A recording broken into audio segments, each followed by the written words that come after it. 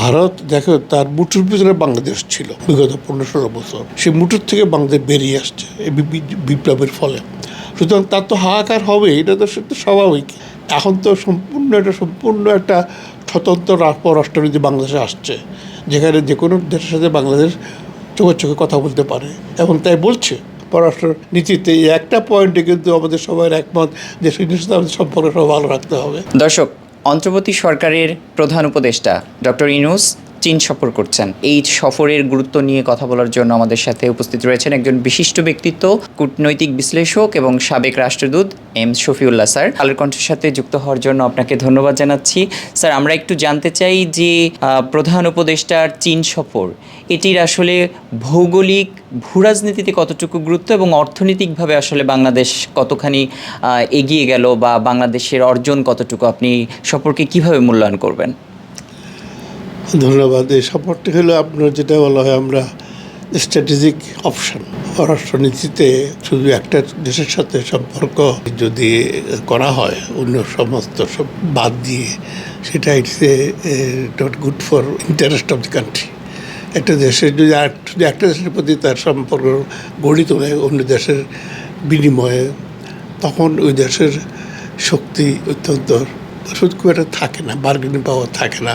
কারণ পৃথিবীতে শুধু একটা দেশ নয় তো, আমাদের চারিপাশে অনেক দেশ আছে, এর বাইরে অনেক দেশ আছে যেখানে আমাদের জাতীয় স্বার্থ জড়িত আছে। সুতরাং চায়না আমাদের, আমরা বলি এই অঞ্চলের এটা একটা পরাশক্তি। শুধু তারা নিজের দেশে উন্নতি করেনি, তারা চাইছে পৃথিবীর অন্য দেশের সাথে সহযোগিতা করে ও দেশগুলোকে একটা পর্যায়ে উপরের দিকে নিয়ে আসা, বিশেষ করে তৃতীয় বিশ্বের দেশগুলোর সাথে উন্নয়ন করার জন্য চায়না শুধু লোন দিচ্ছে না, অনুদান দিচ্ছে না, তার সাথে তার এক্সপার্টিস। যে কোনো প্রজেক্টে তারা ঋণ দিলে বা অনুদান দিলে সেখানে নিজস্ব দক্ষ কর্মী বাহিনী দিয়ে ওটাকে সেই প্রজেক্টটাকে তারা এটাকে পুরোপুরি সফল করে তোলে। যেহেতু এবং এর ফলে হয় কি, স্থানীয় লোকে চাকরি পায়, কর্মসংস্থান হয়, প্লাস ওদের এক্সপার্টিস গ্রো, ওদের নিজস্ব দক্ষতা বেড়ে যায়। বাংলাদেশের সাথে চায়নার যে সম্পর্ক, আমরা এটাকে বলবো এটা strategic option in our foreign policy.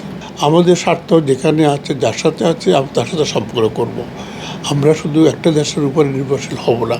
তো এটাই প্রফেসর ইউনূস সাহেব এই যে বেইজিংয়ে গেলেন, এখন সেখানে দুটো বক্তৃতা দিলেন। একটা হলো আপনার যেটা হলো বলা হয় পূর্বের ডাভোস, অর্থনৈতিক ব্যাপারে যেটা গাইডলাইন দেওয়া হয়। দ্বিতীয়ত পেকিং বিশ্ববিদ্যালয়ে, সারা বিশ্ববিদ্যালয়ে উনি বক্তব্য রেখেছেন। যারা এতদিন পর্যন্ত বাংলাদেশে একচেটিয়াভাবে প্রভাব কাটিয়ে আসছিল, তারা তো এটাকে মনক্ষুণ্ণ হবেই। কারণ আমরা তো চাইছি ব্যালেন্স করতে রিলেশনশিপ আমাদের দেশের স্বার্থে। আমরা সব দেশের সাথে একটা ব্যালেন্সিং রিলেশনশিপ আমরা রাখবো, যেটা আমি আগে বলেছি। কোনো এক দেশের সাথে সম্পর্ক করলে তো আমরা আবার স্বার্থ আর 10টা দেশে আছে। আমাদের গার্মেন্ট ইন্ডাস্ট্রির মোটা দাগে যে 90% মতো কাঁচামাল সব চায়নার থেকে আসছে। তাহলে বুঝে চায়না গুরুত্ব আমাদের জন্য কত বেশি। সুতরাং মনক্ষুণ্ণ হবেই।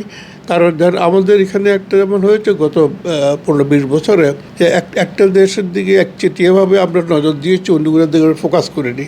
কিন্তু আমাদের এটা imbalance of foreign policy which is not desirable for any country, বিশেষত আমাদের মতো দেশের জন্য, যেখানে দেশ ছোট, প্রচুর মানব সম্পদ আমাদের। এখানে তো আমাদের এটাকে ডেভেলপ করতে হবে। আমি যদি একটা দেশের দিকে ফোকাস করি, তাহলে তো আমাদের জন্য এটা খুব ক্ষতিকর হয়ে দাঁড়িয়েছে। আর যে দেশ এতদিন মনোপলি ছিল, তারা মনক্ষুণ্ণ হবে। তো আমাদের বন্ধুত্ব বা আমাদের অর্থনৈতিক সম্পর্ক অন্যের সাথে, সেটা একটা দেশের বদলে নয়, আমার সবাইকে প্রয়োজন আছে। সুতরাং ওইখানে আমি আজকে চায়নার সাথে যাব, কালকে আমি মালয়েশিয়া যাব, পরদিন আমি আমেরিকাতে যাব, পরদিন আমি ইউরোপে যাব। সেটা হ্যাঁ, আমাদের এক দেশের সাথে আমাদের একরকম স্বার্থ। আমাদের চীনের সাথে বর্তমান সফর, এটা কারোর বিরুদ্ধে না, কারোর সম্বন্ধে কটু বাক্য উচ্চার করার জন্য না, কারোর বিরুদ্ধে কমপ্লেন করার জন্য না। যেমন ওই দেশটি যেখানে যা বাংলাদেশ সম্বন্ধে কমপ্লেন করে, যুক্তরাষ্ট্রের প্রেসিডেন্ট থেকে আরম্ভ করে সব জায়গায় শুধু কমপ্লেন করে, ইউরোপে যা কমপ্লেন করে, সবাইখানে কমপ্লেন করে। একটা বড় দেশ যদি এক ছোটো দেশ সম্বন্ধে কমপ্লেন করে, এটা একটু বেমানান। মাননীয় প্রধান উপদেষ্টার সাথে চীনের যিনি রাষ্ট্রপতি মাননীয় রাষ্ট্রপতি শি জিনপিং একটি দ্বিপক্ষীয় বৈঠক করেছেন এবং সেখানে তিনি 210 কোটির মতো যে মার্কিন ডলার বিভিন্ন খাতে, সরকারি খাত থেকে শুরু করে বিভিন্ন ব্যবসায়িক খাত থেকে বাংলাদেশকে অনুদান সহকারে ঋণ সহায়তার একটা কথা বলেছে। এটি আসলে এই বিষয়ে যদি আপনার মূল্যায়নটি একটু আমাদেরকে বলতেন। দেখুন, এটা তো আজকে এটা প্রথম নয়, কিন্তু বাংলাদেশের চাইনিজ সম্পর্ক 50 বছর উন্নতি হয়েছে। পিছন দিয়ে আমরা দেখি এই 50 বছরে কিন্তু বাংলাদেশে সবচেয়ে বেশি বিনিয়োগ হয়েছে চায়নার। যদিও আমাদের অন্য অন্য একটা দেশের সাথে আমাদের সম্পর্ক ওতভাবে জড়িত, কিন্তু তাদের সেই বিনিয়োগ বিদেশে নেই।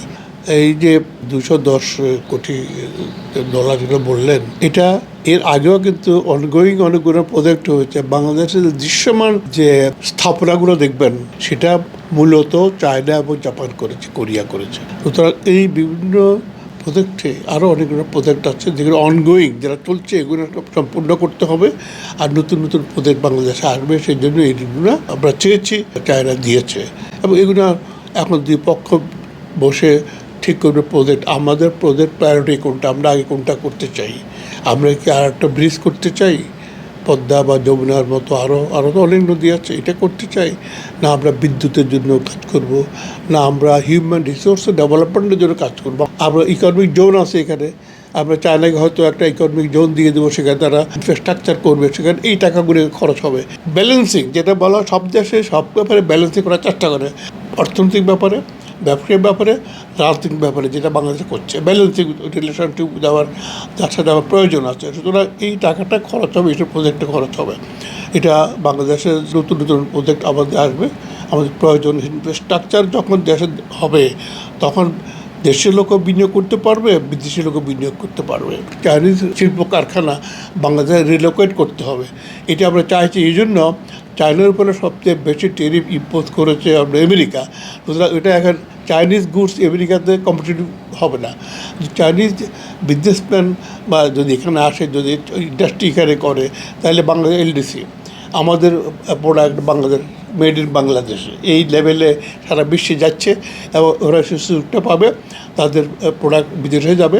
আমাদের এখানে আমরা যে এটার থেকে ইনকাম পাবো, আমাদের জনগণ এ হবে, অনেক কম দামে জিনিসপত্র পাবে, প্লাস যেটা হবে আমাদের একটা স্থানীয় কর্মসংস্থান হবে এবং স্থানীয় লোকের আপনার যারা ওখানে ফ্যাক্টরিগুলোতে কাজ করবে তার দক্ষতা বৃদ্ধি পাবে। স্যার, বাংলাদেশ যেহেতু একটি দুর্যোগ প্রবণ একটা এলাকা, তো সেখানে স্যার আমরা দেখলাম যে শুধুমাত্র তিস্তা পরিকল্পনা বা তিস্তার যে সমস্যাটি বাংলাদেশের জনগণ ফেস করছে বা তারা এই যে চ্যালেঞ্জ প্রতিনিয়ত মাথায় রেখে চলছে, পাশাপাশি আমরা প্রায়শ দেখি যে আমাদের যে প্রতিবেশী রাষ্ট্র রয়েছে, বিশেষ করে ভারতের পক্ষ থেকে নানান সময়ে আমাদের দুর্যোগকালীন সময়ে তাদের পানি ছেড়ে দেওয়া হয়। এবং আমি যদি একটু এই সফরের সূত্র ধরেই বলি, পানি সম্পদ ব্যবস্থাপনায় চীন ক্ষেত্রে আমাদেরকে বন্যা পূর্বাভাস থেকে শুরু করে এই জায়গাগুলো থেকে কতটুকু আমরা উপকৃত হতে পারি চীনের কাছ থেকে? এটা সম্পূর্ণ একটা সত্য কথা বলেছেন। দুর্যোগকালীরা দুর্যোগরা সৃষ্টি করে। যেমন গতবার আপনার যখন ত্রিপুরার বাঁধটা ছেড়ে দিল, তখন পুরো আপনার ফেনী, কুমিল্লা, ব্রাহ্মণবাড়িয়াতে আরম্ভ পুরো একটা বেল্ট, আমাদের যেটা পুরো বেল্টটায় 7, 8, 10 ফুট পানির নিচে চলে গেল হঠাৎ করে। এবং তারা যে তাদের বাঁধটা ছেড়ে দিল, পানি তখন বাংলাদেশকে ওয়ার্নিংও করে, এই বিপর্যয় তারা সৃষ্টি করেছে। সুতরাং এটা সবসময় তারা করে থাকে, কিন্তু এদিক থেকে কিছু বলা হয় না। জিয়া রহমানের সময় একটা প্রজেক্ট ছিল খাল খনন। বাংলাদেশটা হলো একটা বদ্বীপ, এখানে মানুষের শরীরে যেমন লক্ষ্য আপনার আটারি আছে, ঠিক বাংলাদেশের ঠিক তাই। নদী নালা খাল ভরপুর ছিল, এই দেশ সব ভরাট হয়ে গেছে। রহমানের সময় যে করেছিল যে খাল খনন, এটা চায়না আপনাকে অ্যাডভাইস করেছে, তোমরা তোমাদের খাল খনন করো, তাহলে দেখবে যে পানির সংরক্ষণ হবে, প্রতিটি গ্রামে গ্রামে পানির সংরক্ষণ হবে। তখন তারা তো ইন্ডিয়া পানি যেন বসে থাকতে হবে না। ইন্ডিয়াতে পানি পাইলে ভালো কথা, না পেলে তো সম্পূর্ণ হওয়ার জন্য আরেকটা অল্টারনেটিভ হলো যে খাল খনন করা। আজকে দেখেন খাল নাই, নদী নাই, কারণ আর খাল খনন করা হয়নি। যদি আমরা ওই সময়টাকে আমাদের দেশে সরকার পরিবর্তন হলে সব পরিবর্তন হয়ে যায়, ভালো জিনিসগুলো আমরা ফেলে দিই, ওই সিস্টেমটা যদি আমরা রাখতে পারতাম, তাহলে আজকে বাংলাদেশের অবস্থা অন্যরকম হতো। আমরা we could bargain with India, আমার পানি দরকার, যদি না দেয় আমার তো অল্টারনেটিভ একটা আছে। সুতরাং এটা আমরা করিনি। আমার মনে হয় এখন এটা করা উচিত। আমরা ভারত থেকে পাবো না, আমরা ধরে নিয়ে কাজ করতে হবে। কারণ শেখ হাসিনার সময় যারা পায়নি, তার 15 বছর তো সব কিছু ভারতকে দিয়েছে, তার থেকে এক ফোঁটা পানি আনতে পারেনি। অন্য কোনো সরকারে পারবে না।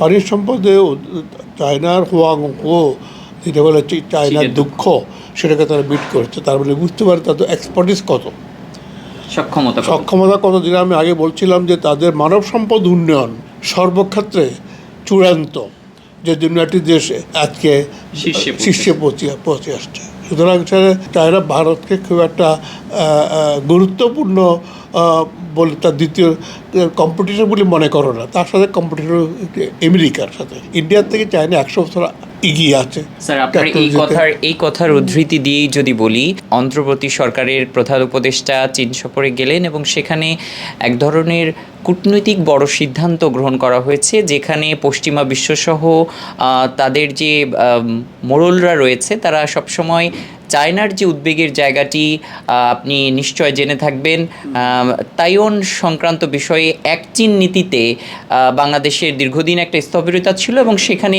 অন্তর্বর্তী সরকারের মাননীয় প্রধান উপদেষ্টা সেখানে গিয়ে চায়নার যে স্বার্থের জায়গাটি তার সেই জায়গাটিতে সমর্থন দিয়েছেন এবং এক চীন নীতিকে সমর্থন করেছেন।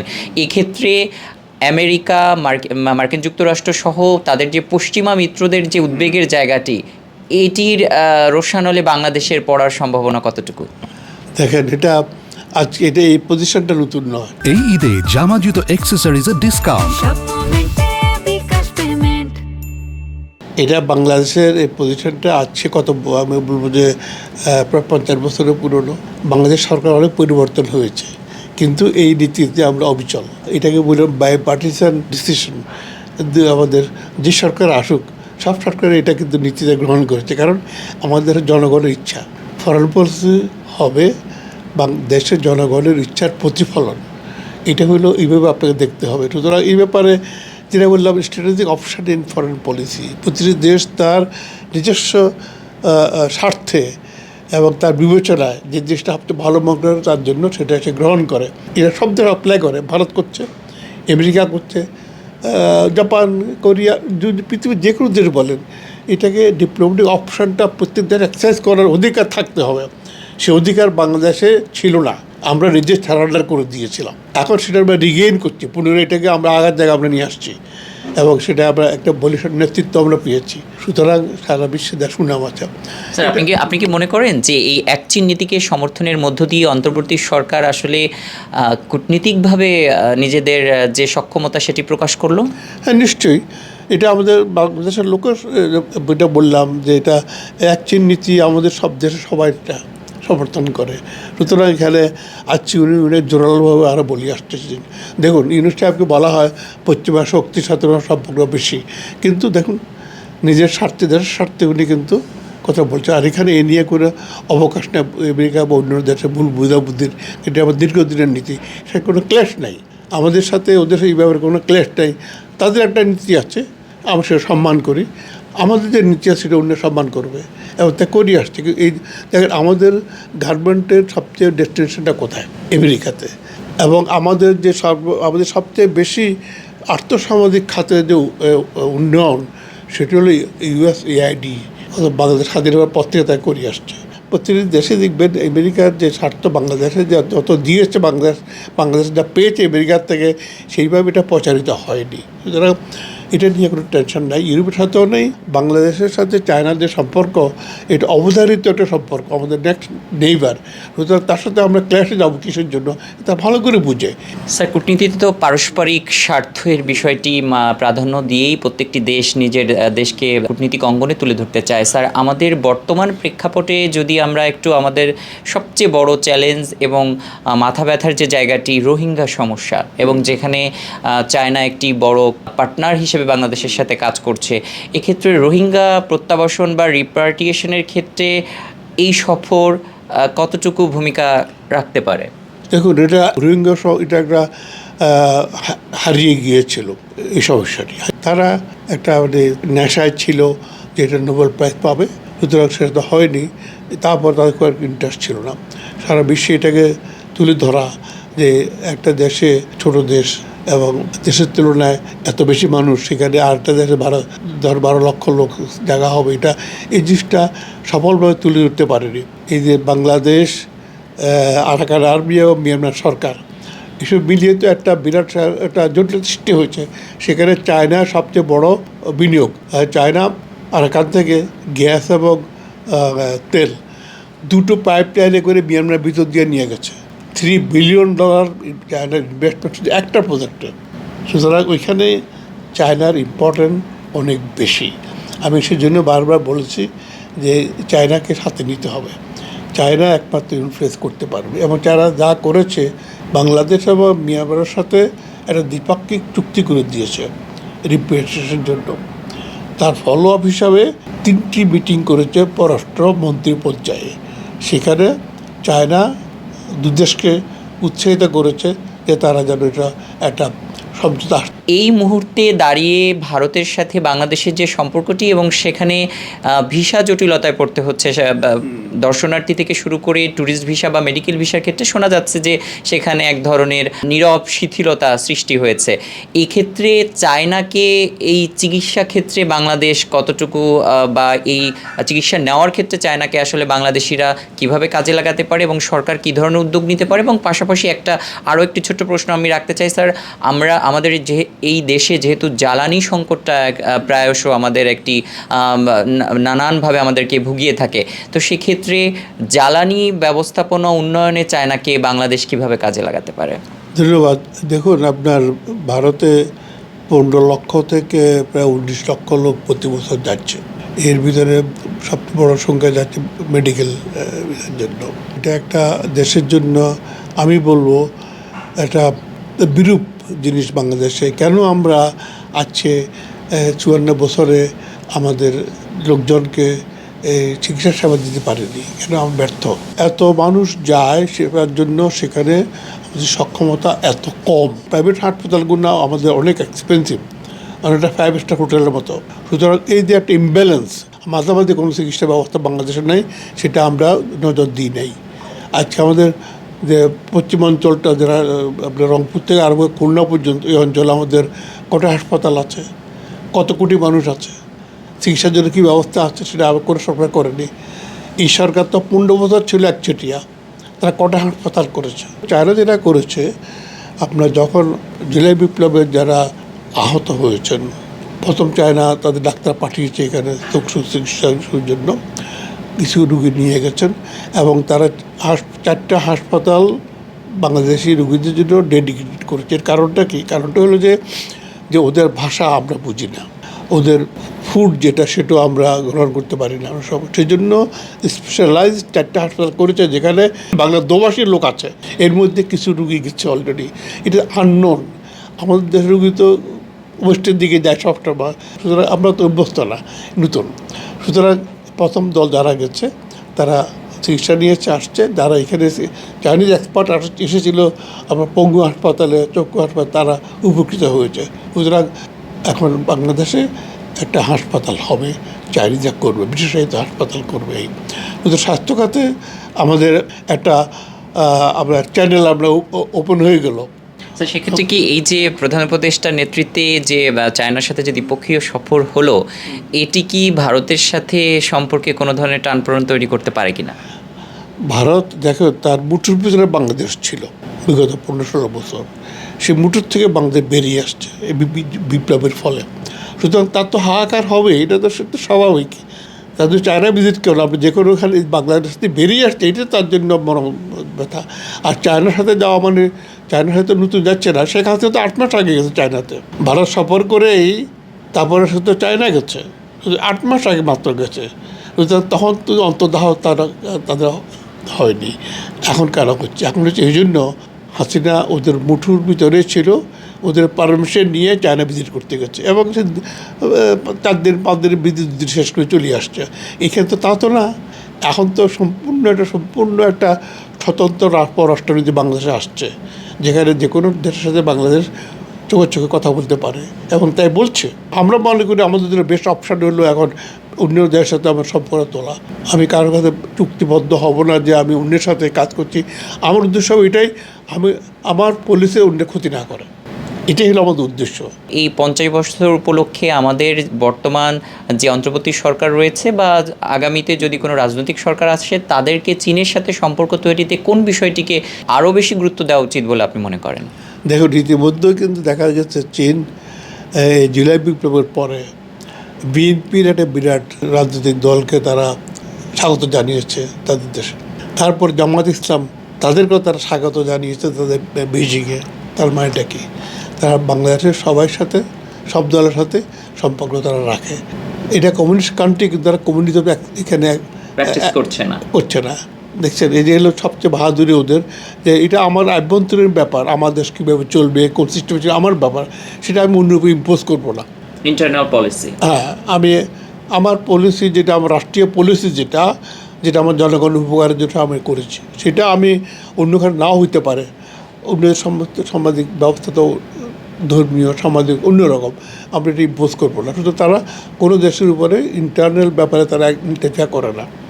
অন্য দেশের তুলনায়, আমাদের আরেকজন প্রতিবেশীর তুলনায় তাদের কোনো আগ্রহ নেই। তাদের হলো যে অন্য যে দল আমাদের ক্ষমতা আসবে বা যারা থাকবে, সবাই দেখে চিহ্নপতি, জামাত ইসলাম থেকে আরম্ভ করে আপনার বিএনপি, আওয়ামী লীগ, এখন সরকার, অন্য ছোটো দল যেগুলো আছে, সবাই কিন্তু চীনের ব্যাপারে কিন্তু এরা আপনি ইউনিক একটা দেখবেন। আপনি আমাদের পররাষ্ট্র নীতিতে এই একটা পয়েন্টে কিন্তু আমাদের সবাই একমত যে সেই জিনিসটা আমাদের সম্পর্ক সব ভালো রাখতে হবে। এটা ইউনিক একটা জিনিস। কিন্তু চীনের সাথে আমাদের যে বৃহৎ একটি বাণিজ্য হয়, সেখানে কিন্তু বাণিজ্যের একটা ঘাটতি রয়েছে। অর্থাৎ দেখা যায় যে চীন থেকে আমরা শুধু আমদানি করি, কিন্তু রপ্তানির ক্ষেত্রে কিন্তু আমাদের জায়গাটা খুবই সংকীর্ণ। এটি আসলে কেন? দেখুন, আমরা যে এক্সপোর্ট করছি মনে করেন বিদেশে, তাই ইনপুট কোথার থেকে আসে? আমরা কি আমদানি করি এবং আমরা কী রপ্তানি করি? আমরা আমদানি করি চায়নার থেকে এক্সপোর্টেবল আইটেম যেগুলো আছে, রপ্তানির যোগ্য যেটা তৈরি করি, এই তৈরি তো এইটার জন্য তো আমরা মেশিনে যে আমরা ফিট করছি, কি এই কোথা থেকে আসছে? সুতা কোথার থেকে আসছে? রং কোথার থেকে আসছে? যে ইনগ্রেডিয়েন্ট যা চায়না থেকে নিয়ে আসছি, সেটাই তো আমরা এক্সপোর্ট করছি প্রসেসিং করে। তো তাহলে যে ঘাটতি তো হবেই। কারণটা উদাহরণ দিলাম, অন্য যে ম্যানুফ্যাকচারিং বাংলাদেশ আছে, সবখানে ইনগ্রেডিয়েন্ট তো আমাদের নাই কিছু, এখানে আমাদের পানি ছাড়া তো আর কিছু নেই। সুতরাং সেখানে সব চায়নার থেকে আসছে, ওদের ঘাটতি থাকবেই। এবং আমরা এক্সপোর্ট করার জন্য দেখেন 98% অফ আওয়ার এক্সপোর্ট ওরা ফ্রি করে দিয়েছে, যে কোটা ফ্রি, ডিউটি ফ্রি, তোমার যত পারো ম্যাক্সিমাম আমাদের তুমি এক্সপোর্ট করো, কিন্তু এক্সপোর্ট আইটেম কী আছে আমাদের তা দেখতে হবে। এখন তারা দেখেছে এখানে তো এক্সপোর্ট আইটেম আমাদের খুব লিমিটেড এক্সপোর্ট আইটেম। আমার দেশে কী জিনিস দরকার, সেই জিনিসটা তার অলরেডি সম্পূর্ণ, সুতরাং এই জন্য হচ্ছে না। তখন তার ওরাই খুঁজি বের করেছে যে আম, কাঁঠাল জাতীয় ফল যেটা বাংলাদেশ প্রচুর হয়, তার কোনো মার্কেট বিদেশে নাই, যেটি নিয়ে প্রধান উপদেষ্টা কথাও বলে। হ্যাঁ, এই দেখুন, এটা চায়না খুঁজি বের করছে, কিন্তু যে এই যে প্রোডাক্টগুলো আছে চায়না বাংলাদেশের সারপ্লাস, তার এক্সপোর্ট হচ্ছে না, নষ্ট হচ্ছে। মার্কেট বাংলাদেশ তৈরি করতে পারেনি, এটার জন্য চায়না বলতে আমরা এটা যত দিতে পারবো তত আমরা নেব। যে হ্যাঁ, এতে হবে কি, আমাদের উত্তরবঙ্গে যারা ফল চাষ করে তারা একটু উপকৃত হবে, ইকোনমিতে অনেক রক্ত সঞ্চালন হবে বলবো ওই যে অঞ্চল লোকদের দ্বারা করে। তো এটা বিরাট একটা ব্যাপার। এইভাবে যদি আমরা চিহ্নিত করতে পারি কোন কোন জিনিস চায়নাদের প্রয়োজন আছে, আমাদের সারপ্লাস আছে, আমরা এক্সপোর্ট করতে পারি, তার তো কোনো অসুবিধা নেই। স্যার, অসংখ্য ধন্যবাদ। দর্শক, আমাদের সাথে যুক্ত ছিলেন বিশিষ্ট ব্যক্তিত্ব, কূটনৈতিক বিশ্লেষক এবং সাবেক রাষ্ট্রদূত এম শফিউল্লাহ স্যার, এবং তিনি আজকে মাননীয় প্রধান উপদেষ্টা যে চীন সফর করলেন এবং চীনের সাথে বাংলাদেশের যে দ্বিপক্ষীয় সম্পর্ক, সেই সম্পর্ক থেকে শুরু করে সফরের তাৎপর্য এবং দুদেশ কীভাবে উপকৃত হতে পারে, ভূরাজনীতি এবং অর্থনীতিতে বাংলাদেশ কতখানি এগিয়ে গেল, বিষয়ে আমরা কথা বললাম। আমাদের সাথে যুক্ত থাকার জন্য সকলকে ধন্যবাদ।